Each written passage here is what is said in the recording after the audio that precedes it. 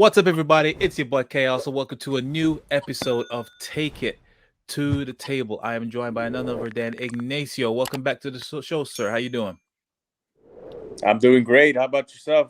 Always glad to be here. I always glad to be here, especially when Soul isn't here. I think he kind of drags everything down for me. Oh my goodness! I'm pretty sure he's got a bottled up bowl of rage. When obviously you're both here in the same vicinity, that's gonna be explosive. I can't wait for that. But yeah, no, I'm all good. I'm all good. It's been a very productive week in term not just for me, but obviously in the world of wrestling, so to speak. Yeah.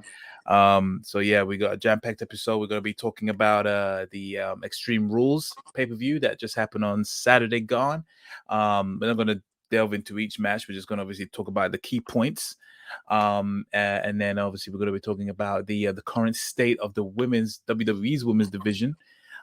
Especially I assume it's that what's the fallout from especially some of the matches that happened at Extreme Rules.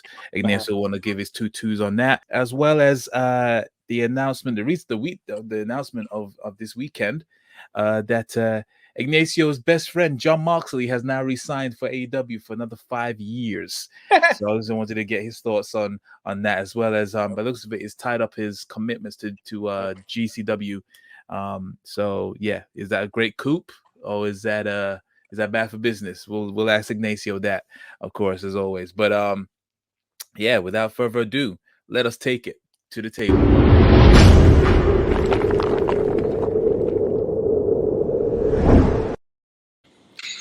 Boom.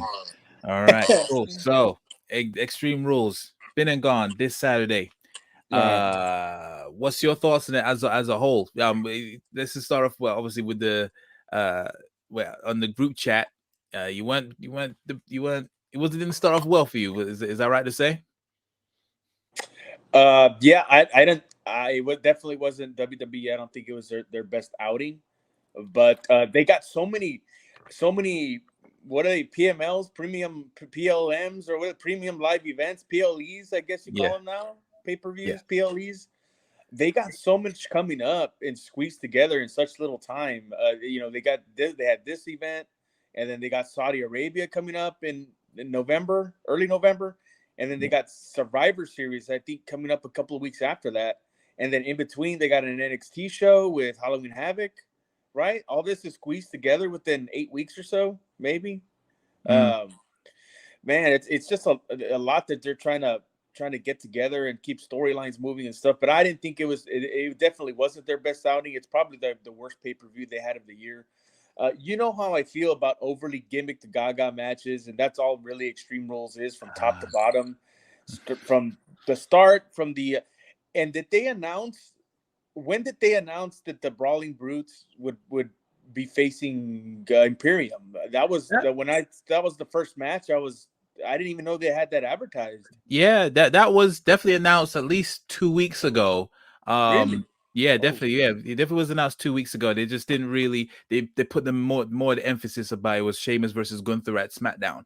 yeah. Well, I Um, think that I figured they put that match on Friday night because they wanted to pop a good rating instead of because oh yeah, anybody could watch the Peacock on the pay per view on Peacock for $5 or whatever it is a month. So and I didn't think it wasn't a bad match, but I didn't think Gunther's and Sheamus's match on Friday Night SmackDown lived up to what they did at Clash of the Castle. But no. overall, the pay per view, I don't think well, and we'll talk about it a little bit more in detail, but I didn't think it was their best outing. I think the best thing to come out of that was, of course, at the very end that we finally got revealed that Bray Wyatt is back. Yes. Yeah, definitely. I 100% agree. Um uh I would say, yeah, as an overview of the pay-per-view, sorry, premium live event, it was definitely Yeah. not their best outing either. But yeah, there was some matches that were just throwaways. Some of those were like you know, matches that could have easily happened on a random episode of SmackDown or anything like that. Some matches started off quite slow and then it built up to Man. a good like a very good finish. One of those matches, in my opinion, was Edge versus Finn Balor. I thought that was Okay. a very, very slow start. Like, I didn't really care for it. I mean, To be fair, I'm not really a fan of those I quit matches. I just feel it just is really awkward where you just have this random microphone shoved in your face, and they're gasping for air, and they're saying no chance in hell, all this kind of stuff. I don't know. It's I'm not really wasn't a really a fan of those, but or they put the mic to the person in situations either so early or in certain situations where you just know there's no way they're going to be saying I quit, or Yeah. I can't take anymore. So it's really jarring. But in terms of storytelling, especially when it got going from the mid onwards to the end, I thought that was freaking amazing. Loved it. Um, you know, Sub Dom got his comeuppance from Edge with a low blow. Beth Phoenix returned, had a little brawl Yeah. with Rhea. And yeah, there was many. There was a couple times where I thought, Edge might actually get the win because it's Edge. But yeah, nice little twist at the end. In my head, I was just like, look, the only way you're gonna make this guy say I quit is if you gotta put his family in in peril. And he said it, and in my head, I was just like, I was an evil son of a bitch. I was just like, just even though he said I quit, still hit her with the chair. And so happens Rhea Ripley gave her the concerto, scrambled breast brain, and yeah, the Judgment Day are they I feel that they're a decent force. When Yeah. Vince was at the helm, Oh yeah. it, come on, it was like Retribution 2.0. Mm, But yeah, now I think it's a good showing for Finn. I'm happy for Finn that is being taken seriously. And yes, I thought that was great. What was your thoughts on that match? I agree as far as the laying out of the match and the way they do it now. It's silly and it doesn't make sense. They got a library of they got a library of all these matches. They can go back to see how they were laid out and all that stuff. Like the best I quit match that I've seen it, and it's the best. My favorite match of all time was the WrestleMania 13 match with Bret Hart and Austin. Mhm. And that all they got to do is just go back and look at matches like that to see how they can lay out the match and make it look believable and coherent. You know what I mean? So as far as the way the match laid out, yeah, those I quit matches, the way they lay them out now, they're kind of silly. They don't really make any sense. They kind of this match between Edge and Balor, I don't think it really merited it, that type of match or that style, or I don't Mm, know if that makes any sense. I just think maybe a different type of match would have been better. But the finish was good. I like the finish a lot. I like how they've been building up Judgment Day. But one thing I do have to disagree on is I was reading this up until the match that how they really want to push Finn Balor. And I just don't think that's the best way to go. I don't think he's a good promo. He's great in the ring, but I think he's like the oddball out in this group. I think Damian Priest fits in pretty good. Rhea Ripley fits in good. Excuse me. Dominic and the way they're setting him up and the way they're building him and giving him a little bit push. I think he fits in good, but I think Finn Balor he's just kind of awkward in this position, and it just surprises me that out of the three men anyway that they're going to give Finn Balor the push. I just think he's kind of like the oddball out, and in my opinion, with me, it's just to resurrect Finn Balor. I think it's just kind of I don't want to say it's a waste, but it's a go nowhere. I think they need to focus more on Priest here. But mm, the finish was good. I liked it, and obviously they're going to continue the storyline. Just how they're going to do it, probably leading something up to, I assume, leading something up to Survivor Series, or in mm. maybe one of those War Games matches. I assume. Probably, yeah, yeah. I forgot about War Games. Yeah, it's probably gonna be that, or it can be just a traditional. 'Cause I don't think every match is gonna be in the War Games cage. I No, no, freaking no. hope not. But if yeah, I'm cool with either a War Games or just a traditional 5-on-5. I'm Yeah. so cool with that. Bring those storyline Survivor Series matches. It just makes sense. So yeah.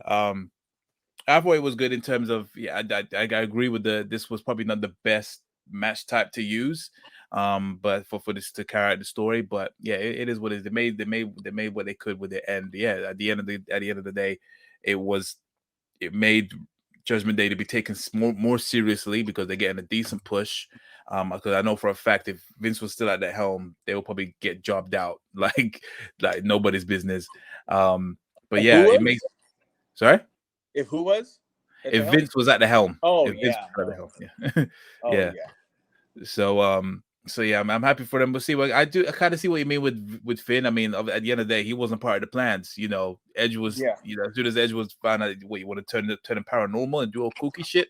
Nah, fuck, Yeah. so that was the best option they had. So yeah, we'll see. I know But you they kind of paint well, and then by the time Triple H took over, they kind of Vince had already done the damage, and Triple H is kind of like, well, we can't be flip flopping back and forth. We can't find a way to put you back in, or that's mm, gonna. It wouldn't have made the group look any better.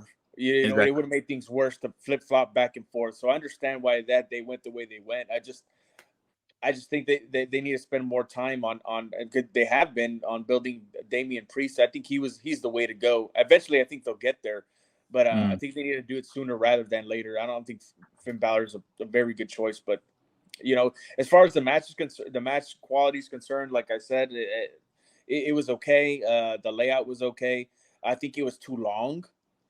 I think that's another thing. Like yeah, you it said, was how it's actually kind half of an hour. It says I'm yeah. watching I now. mean, yeah, you know, definitely too long. You know, very slow build. I don't know, man. I think they lost the crowd after a while up until the finish. Oh The yeah, whole Beth 100%. Phoenix, yeah, until the Beth Phoenix thing came in, and then that made things a little bit more interesting. And then you know, I like the finish. A lot of people think that whole concerto thing's a little fucking hokey or whatever, but I mean, I liked it. I liked it. I thought it was good. And you know, we're getting a story out of it. That's one thing I think WWE's been improving on since Triple H took over 100%. is the storytelling. And I like where it's going overall. I was okay with it, right? Overall, the pay per view not so much, but this was good. This was good with Yeah. me. Yeah, 100%, 100%. Another match, well, not really. Yeah, another match I thought was actually pretty. It started off a bit tame at the beginning, but it definitely built up. Was obviously the opening match, the Brawling Bruce versus the Imperium. You know, these guys have great chemistry. And we'll talk about chemistry shortly. But yeah, I thought it was a good match to carry on the feud between them, between those both teams. Especially coming off the IC match. I agree, it wasn't their Mhm. best one. I think their first match at Clash of the Castle was way better. Definitely match of the year contender. But especially with that weird finish, that really also put a damper on. Like, I understand what they were trying to go for, and apparently Yeah, it's an old thing that they do in, is it Brazilian wrestling, where you have to actually tap 3 times for it to be actually classed as a yeah, tap. yeah, But I mean, when was that ever part of WWE's yeah. When was rules? that You ever know, mentioned? Yeah, exactly. It was really weird. So it was very weird to make them to pull that out of the hat. You know, but yeah, I thought that was still enjoyable. Very good opener to get the crowd, you know, pumped up for the rest of the pay per view.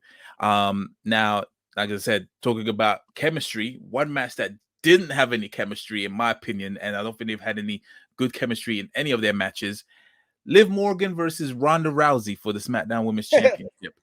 Now, this one was, I'm sorry, it was all over the place. I wasn't even really watching it. I was watching it from the side eye. And even then, I was just like, what the hell's going on here? So there was a lot of miscommunications. There yeah. was, you know, a lot of slop, like them hitting each other with the bat, but they were no selling it.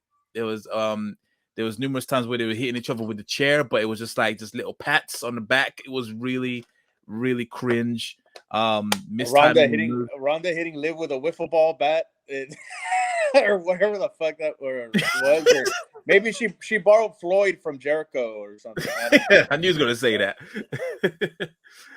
Yeah, it was just not the one. Like, I was totally expecting Ronda to win, but I don't think this whole feud didn't do anything for either of them. I mean, obviously it was a good push for Liv to have a good, like, you know, a high profile match with Ronda, but yeah, it's either Liv is not ready or they just could not gel.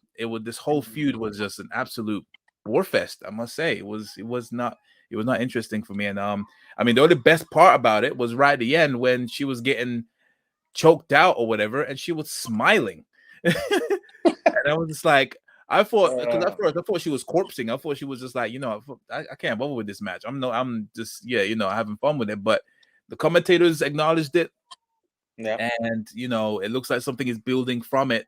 You know, post Extreme Rules, she was sitting in the dark corner, didn't say anything. Apparently, she's in a dark place, and she's blacking out everything on her social media. So something is obviously happening. But yeah, it was a bit of a dud. What did you think of that match? I'll go back and give my comments on the preview on the Sheamus and the other Oh, deal yeah, in a little bit. But as far, yeah, I assumed that eventually this was going to happen. They were going to give Ronda the title back, and giving Ronda the title back, I'm assuming that we're expecting Charlotte Flair to come back very, very soon, probably hmm within the next couple of weeks, and that's why this happened in this manner, in this way, that they give Ronda the title back, because they give Liv the title because they want to see if they can get something, give her a chance and get something out of her, right? Which it hasn't worked out. She no, works really hard, but she really doesn't have, I don't want chemistry really with anybody. I just think she tries really hard and puts in a lot, forth a lot of effort, but just nothing's really working out with her. And the fans are like this with her. She's hot and she's cold, and I know it has to deal with the way she's booked and a lot of stops and starts and all that stuff. But I just don't think it's working out with her. Now it looks like they're gonna kind of turn her around and kind of turn into a heel. But what she do, Ronda's a good heel, yeah, right? But Ronda still needs help putting matches together and having people guide her through matches like Charlotte and Sasha and Becky and Bailey and all those girls, right? That know how to work. So you can't put her in against somebody with Liv, because you're going to get the catastrophes and the fiascos that you've had in their matches. They, botches, silly, lazy booking with the no Extreme Rules and all this mess.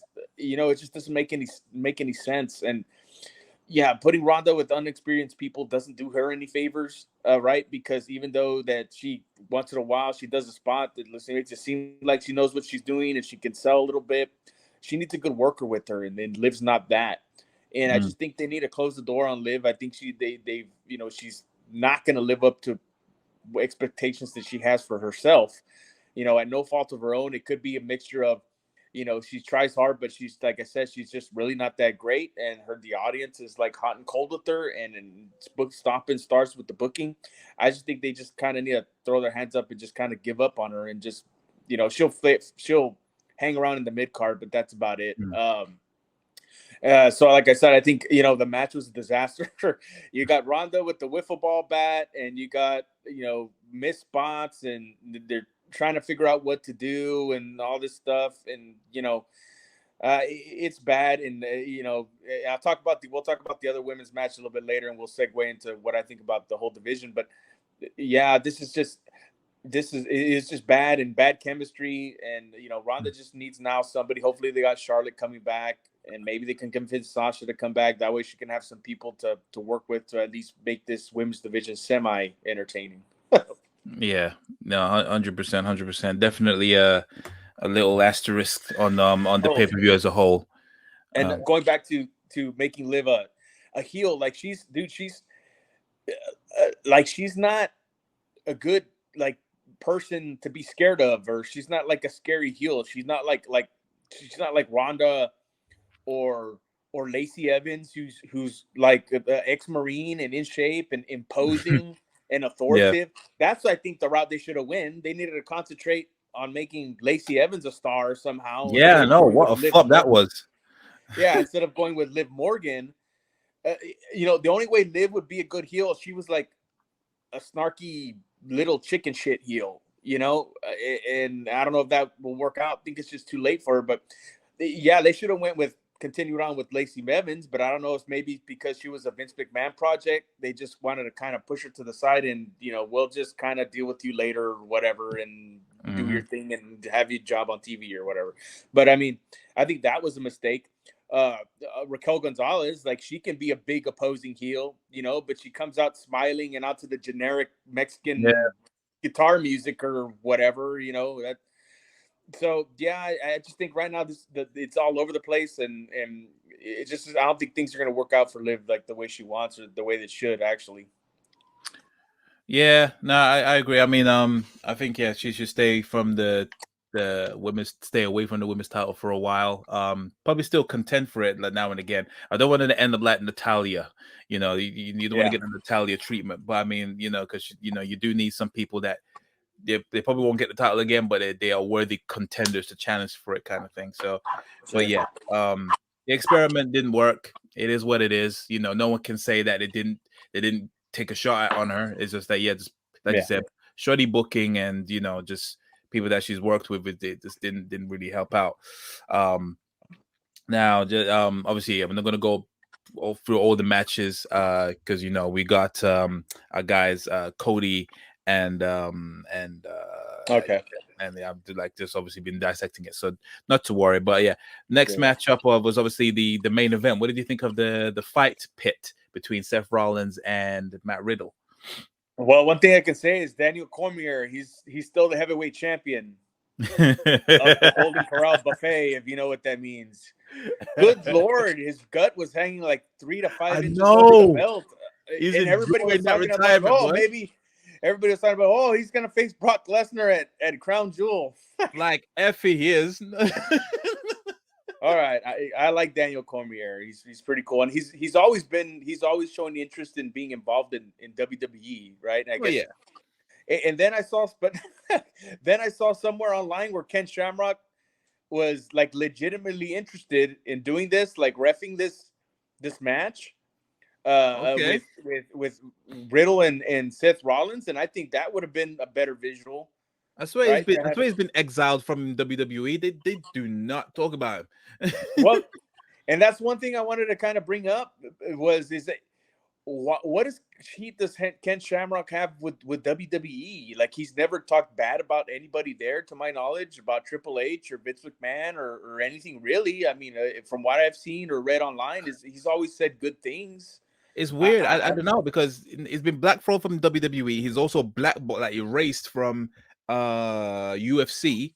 He's done so much for the industry, and yeah, just no one messes. I don't know. I honestly, no one knows. He just rubbed people the wrong way. I don't know what it is, but in this short time that Ken Shamrock was in WWE or WWF at the time, uh, I thought he was badass.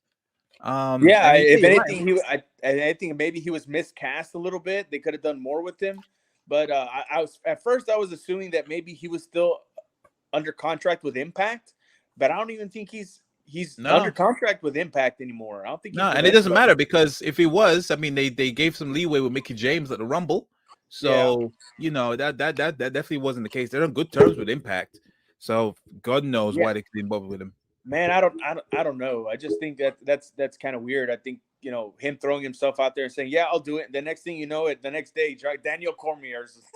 They had the graphic and everything ready to go. Daniel Yep. Cormier, refing the match, but yeah, I think that was another missed opportunity that they had there. But anyway, the match is concerned. It I was okay with some parts of it, and then towards the end with the finish, it was kind of silly. It was You timid. know, God, I didn't like the whole thing with the scaffold they built like over the ring where they were walking and fighting and stuff like that. I don't like that. I think that's a little too gimmicky and phony. But then Mm. again, they then all you have is a Hell in a Cell match or a cage match without ropes, right? That's pretty Yeah, much what it is.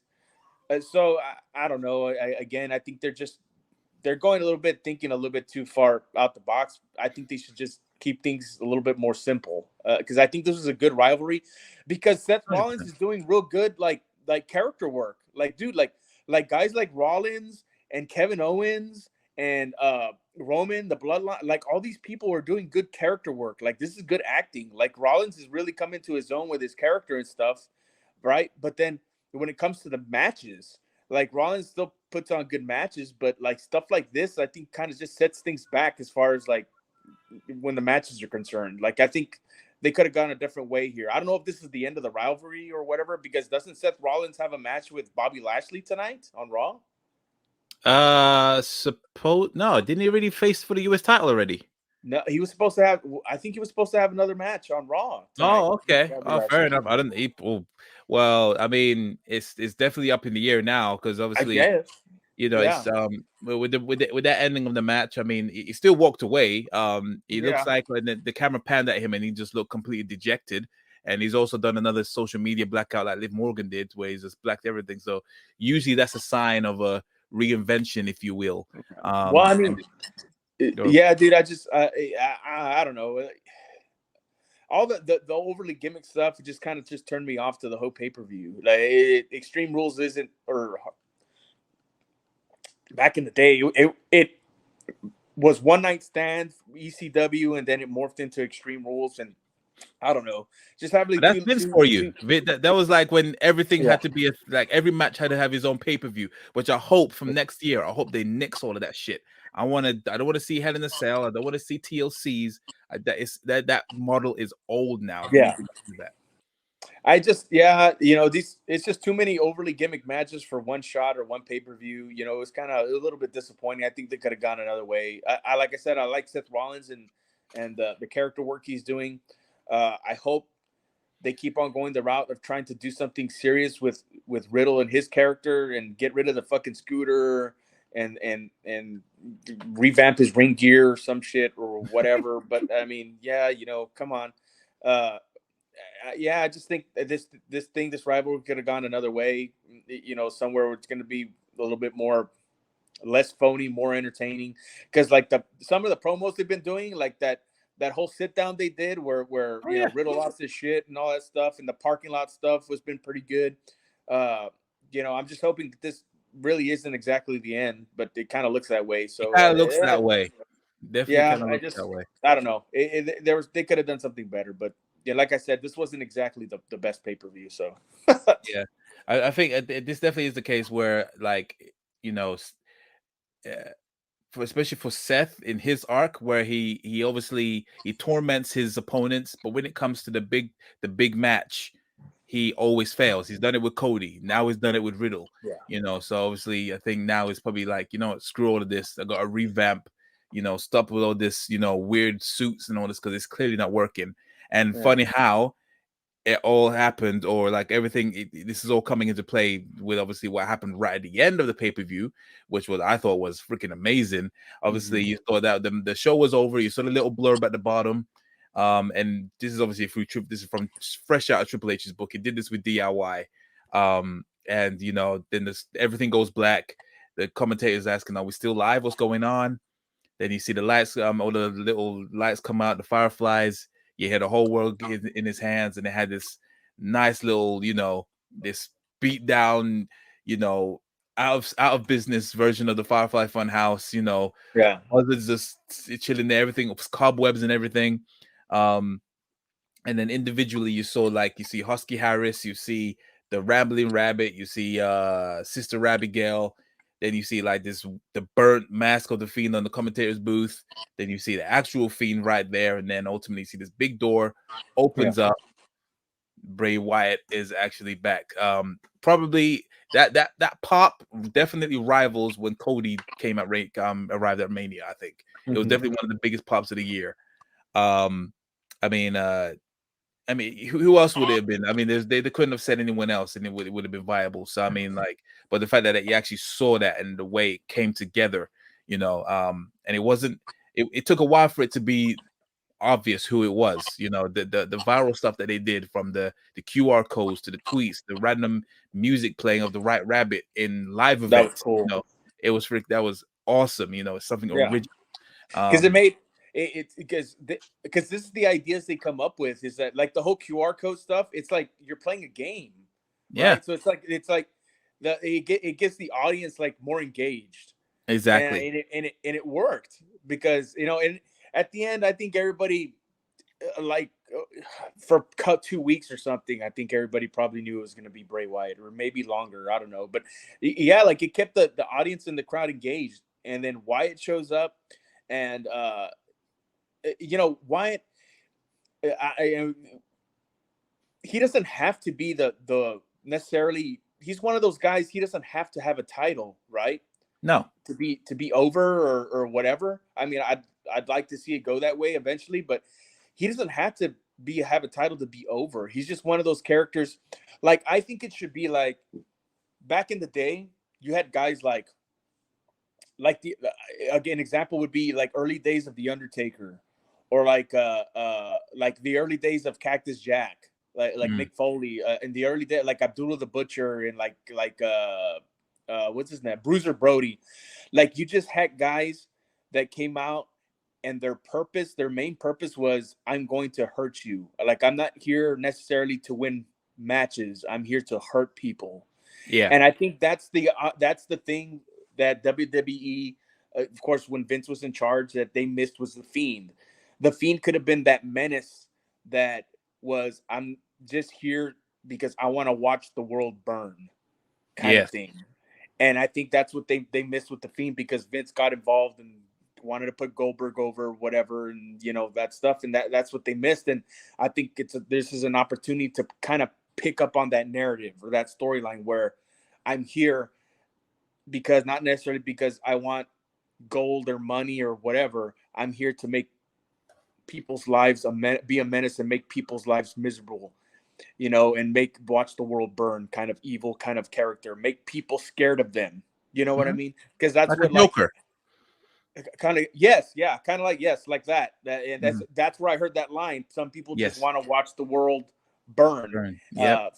from Dark Knight. And like, when people went to the shows to watch, like, if you see them on YouTube or wherever, to watch Abdullah the Butcher or Stan Hansen or Bruiser Brody and those guys, like, they would go into the crowd and people would run away from them Mm. because they were fucking crazy. Like, you know what I mean? And today, like, everybody runs to the wrestlers with their cell phones, right? Yes. And that the Fiend would have been a great opportunity to create fear in not only, wrestlers, or kayfabe or whatever, but also instill real fear in the crowd or the fans. Make him that menacing character. So I think that would be a good way to go, as far as storyline wise. But I'm glad Wyatt showed up. That was the best part of the show, to finally reveal and make it official that he is here. And to be honest, I said this. It might have been on this show a couple of times, and I said it back when with me on Meeks' show, that I couldn't see Bray Wyatt fit in anywhere else other than WWE, because Yeah. his persona, or his character, is that it's very character based.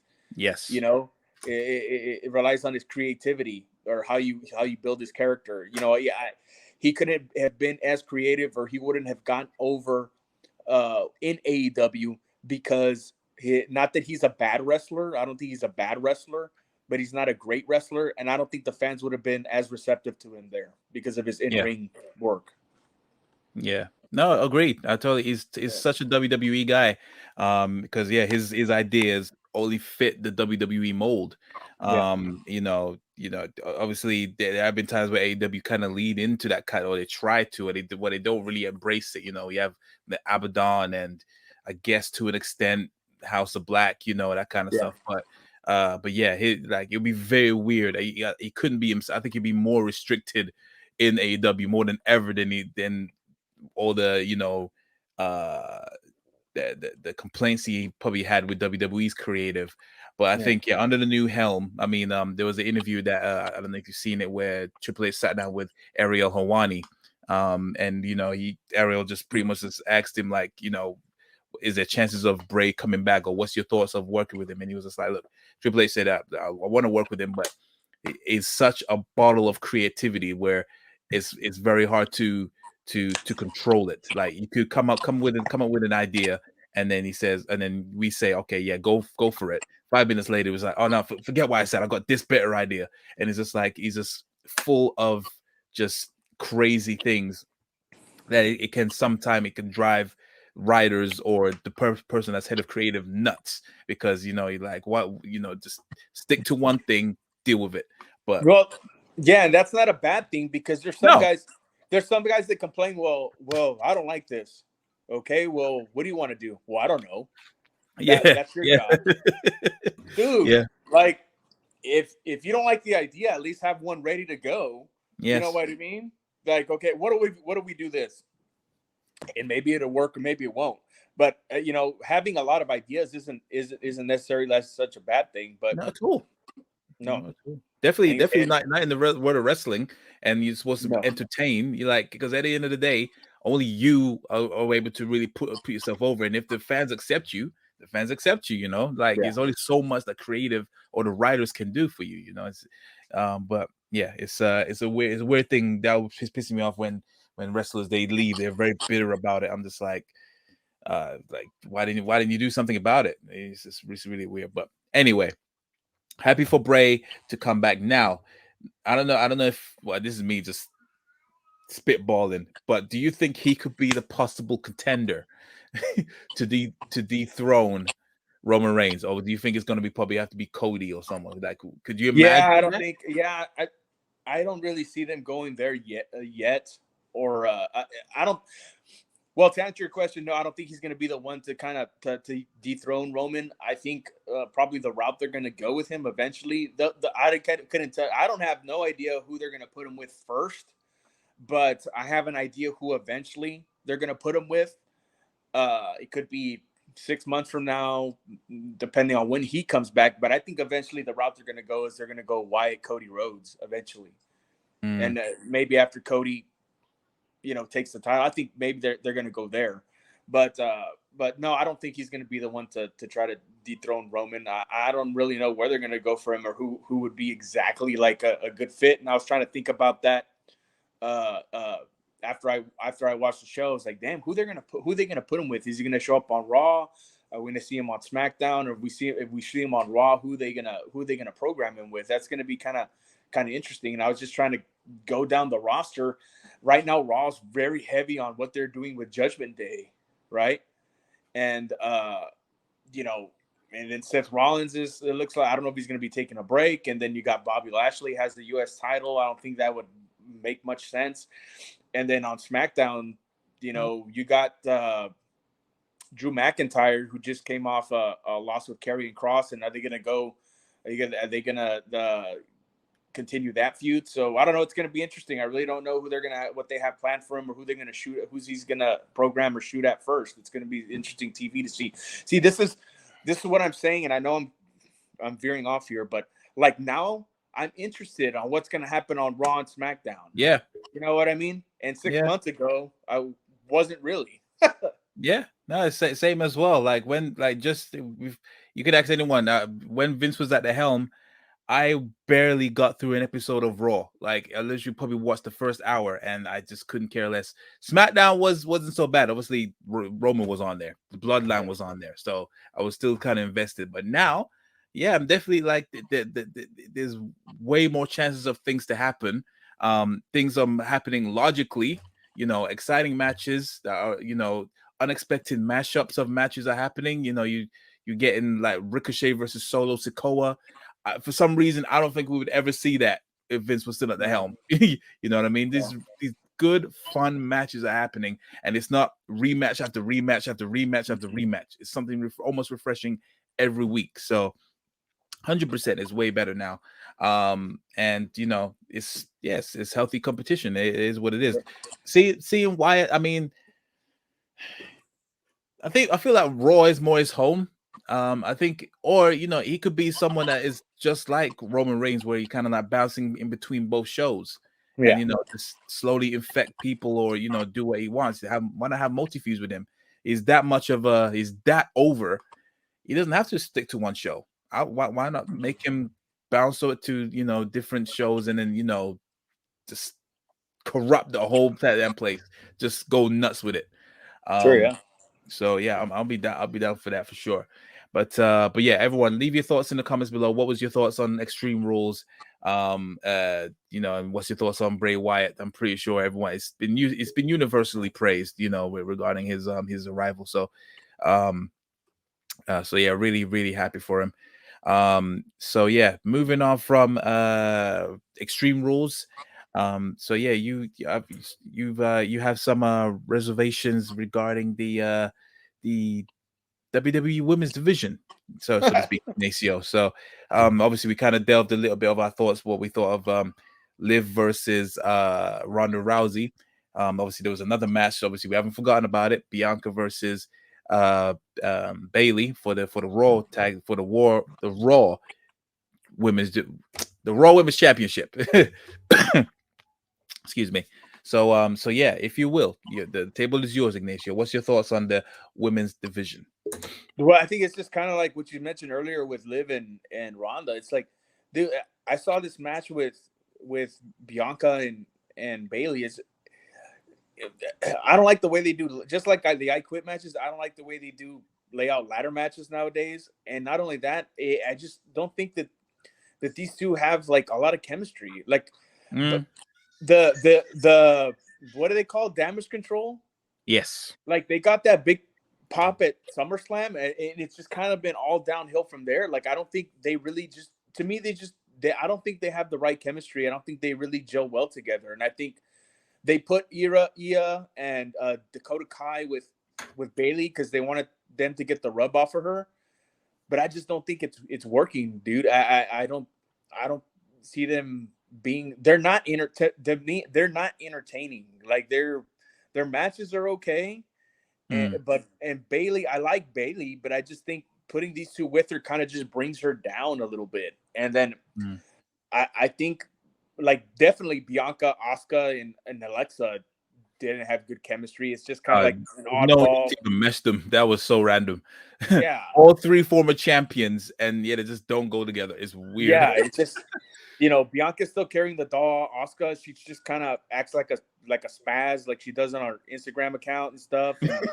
And when she's supposed to be this badass and just Bianca, she's getting more confident at her promos, but the dialogue and what they're giving her just kind of, I don't know. She's just not a good actress, for lack of a better term. I feel like She her needs to, promos sound all the same. So all I hear is net, net, net, net.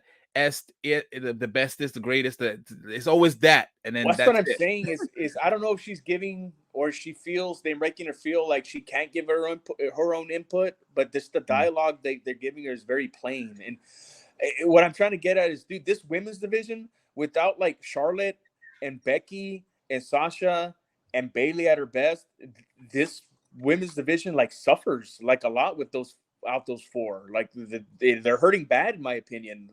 And I think with Bianca, they were kind of counting on her to kind of carry the load or carry the torch while Charlotte takes a break and Becky's hurt and Sasha walked out and they're probably trying to bring her back maybe. And I think they counted on her to kind of carry the torch, and they thought Bailey would be a good opponent for her, which she is, but not with this group or this mm, approach. And it's kind of crashing down on them because Bianca wasn't ready to carry the load, and I don't know if she'll ever be. She's a great athlete. She's becoming a better worker, but her mic skills aren't there, and she doesn't really just have anybody really good to work with. I think it's just awkward. The women's they need help. Like they need like Charlotte needs to come back, Becky needs to come back, and if they can get Sasha back, throw more money at her or whatever you got to do to get her back, because they need help, dude. They it's a lot of miscasting. Also, I think ultimately it was the miscasting of Dakota Kai and probably Io Shirai. I think like they brought Raquel up, and I think Raquel's being miscast also. I think she can be like a monster heel and somebody that they also need to bring back, because I assuming she's not clear yet. I'm sorry, but also they need to bring back Rhea Ripley back in the fold whenever she gets cleared. yeah. Because they're in trouble. They're in trouble. It's not like they're gonna stop having a women's division or whatever. But I mean, they just need a lot of help because it's suffering. Like I don't like Damage Control gets a lot of TV time on Raw Yes. and SmackDown, and they're just not improving. Like their chemistry is not improving. I think they're just taking up TV time at this point. Yeah. I mean, it's sad to see. I mean, yeah, but I kind of agree with you.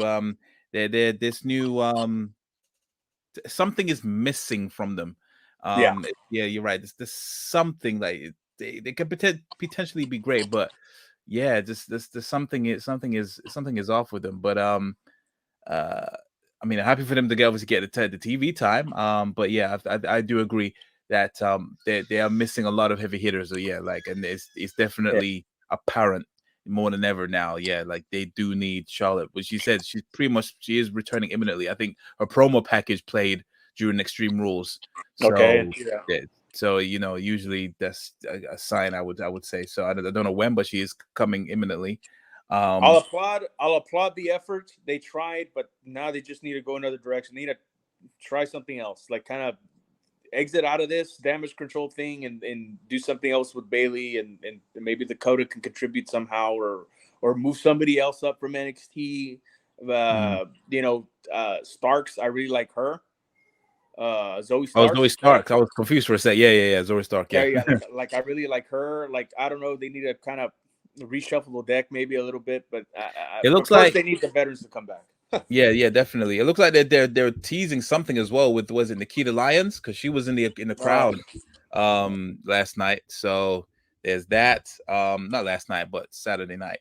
yeah, So yeah, I mean yeah, Zoe Stark is a good shout. I think they're probably gonna still keep with damage control at least until War yeah. Games.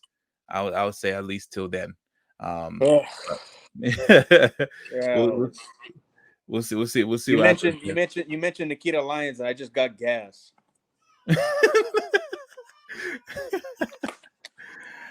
No So comment. Fair enough. yeah, Um, but yeah, I agree. It definitely needs some urgent big stars, and yeah, I think I would like to think that they're saving maybe Sasha maybe for something like the Royal Rumble, maybe come yeah. back and win that. She hasn't won the Royal Rumble yet, has she? No. Yeah, so yeah, that'd be a good viable possible person. Hmm. But yeah, we'll see what happens on that. But in terms of people, segueing into people that's resigning, uh, your boy, John Moxley they've AEW have announced that he has signed a multi-year deal, a 5-year deal with AEW, as well as some additional perks. He's got a coaching role in the backstage. So, obviously people will be able to learn off him and learn how to do promos and bleed to death and bite people in the forehead and all that Yeah. kind of stuff.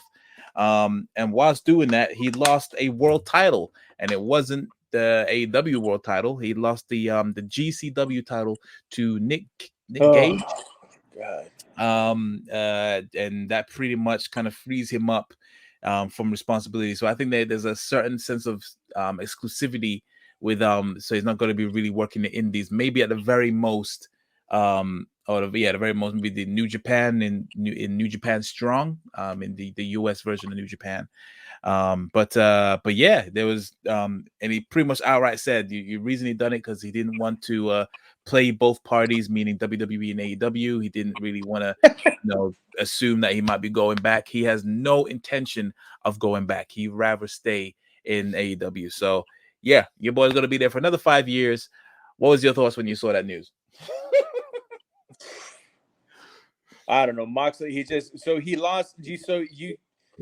You made the garbage championship wrestling title sound legitimate, and I'm gonna have to ask you to strike that from any record because, dude, I don't know why Tony Khan. I would say that Tony Khan sat down with him and said, "Look, if you want 5 more years with me, if we're still in existence, then you gotta stop wrestling with that garbage championship wrestling promotion because you're making my business look bad." But number one, Tony Khan's probably a GCW mark. Number two, he don't have the balls to tell that to John Moxley probably. So I just assume that Moxley probably said, look, okay, I'm going to be fully committed here. If you give me 5 years and pay me all this money, and yes, I'll try to help the younger guys. I don't think Moxley should be coaching anybody on how to be in a wrestling ring or how to put together a wrestling match. If he's all he does is garbage in the ring now. And you know what, guy, I don't know what happened to Moxley from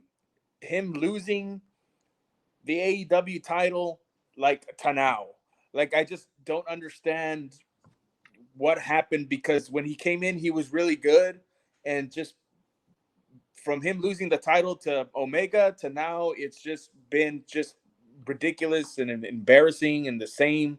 Stand in the middle of the ring, hit me with your forearms. Oh yeah, I like it. And then he bleeds all over everybody, and talks about swallowing hearts. And dude, man, I was really a big Moxley fan when this thing started, and now I just kind of just want to turn off the TV because I don't think he's doing his best stuff in the ring. Definitely, he cuts good promos once in a Mm. while, and he can get like fans engaged once in a while. But I don't know. I just think 5 more years, if they keep on going the way they're going now, if they don't fix the backstage problems that they have, and Moxley, I don't know if he can help mediate that, but maybe that's why Tony Khan wanted him to coach or what have you. I mean, AEW is not going to be in existence if they can't fix the issues they have. And Mm. I don't know how much of a coach Moxley can be. I know he has a lot of followers and he has guys look up to him because he came from the other company and everything. But I mean, is that really gonna help? I don't know. 5 years, good for him. He's gonna he got 5 years out of the money mark. Hopefully they last that long where he can collect on that. Yeah. I mean, yes. I feel. I think that obviously he's one of the. He was the first major signing for AEW. I mean, and is like what the champion's champion. Is the first 3-time champ.